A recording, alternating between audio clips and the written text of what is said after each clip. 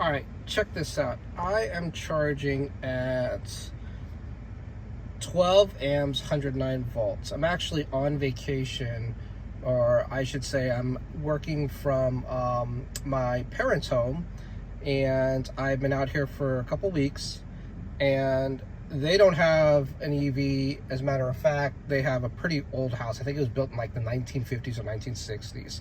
There is an outlet outside, and there's no level 2. I don't have anything special. It's a 12 amp circuit. It's a 110 volt, 12 amps. That's all I'm getting out of this. And how am I doing that? Well, guess what? I am doing this using my old Prius charger. Yep. When I did this road trip from Las Vegas to Virginia, I didn't want to spend any more money on emergency chargers. So I actually, when I traded my Prius in, I actually just used my, I kept my Prius charger, and with the adapter, I'm able to charge my car. So is it slow? Yeah, it's crazy slow.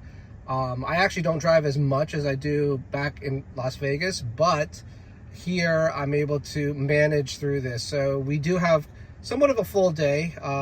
We do have errands that we run, I would say for a couple hours a day, but this has kept us from having to purchase anything or even hit a supercharger. So when I arrived here, from the road trip with 29%. It literally took about 3 days to charge the car, but I was still using it. And now, right now, I'm at the end of the day, I probably end, now that I'm a little bit more busier, about 30 or 40%. And I probably get 1 kilowatt. Yep, 1 kilowatt an hour if we're lucky. If it gets really hot out there, then I really don't get much. It'll actually shut down, and the charger will just die. So it's been kind of fun, but at the same time, I don't have to supercharge. The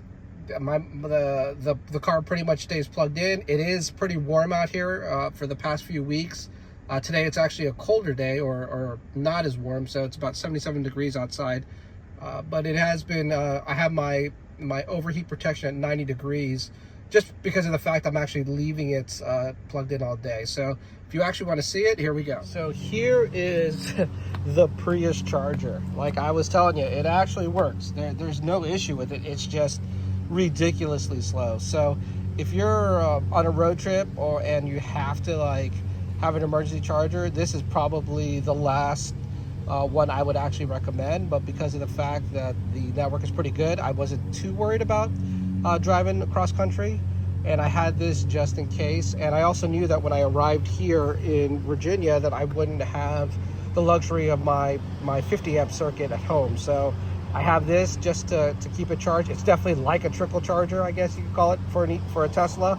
And it is slow, but with the adapter, you see it right there, it is connected and it's charging. So this is how I have it set up. It runs across the fence, up the stairs, onto the deck, and bam, there it is. It is a Prius charger from my 2017 Prius plug-in. Love that thing, but it just, we actually traded that in to get this Tesla because of the fact we drove a little bit more than 30 miles on our errand, so it made no sense to keep it. So we went ahead and traded in and got a Tesla. So there you go, tracing it back, and boom. So it works, it's slow. I don't recommend it if you're gonna use this on the daily. I've actually been using it on the daily for about a month now, so it has worked out perfectly for us. I haven't had to supercharge because I haven't been going that far, but it works. So if you're wondering, I've been using it for about 4 weeks now, so there you go. Have fun.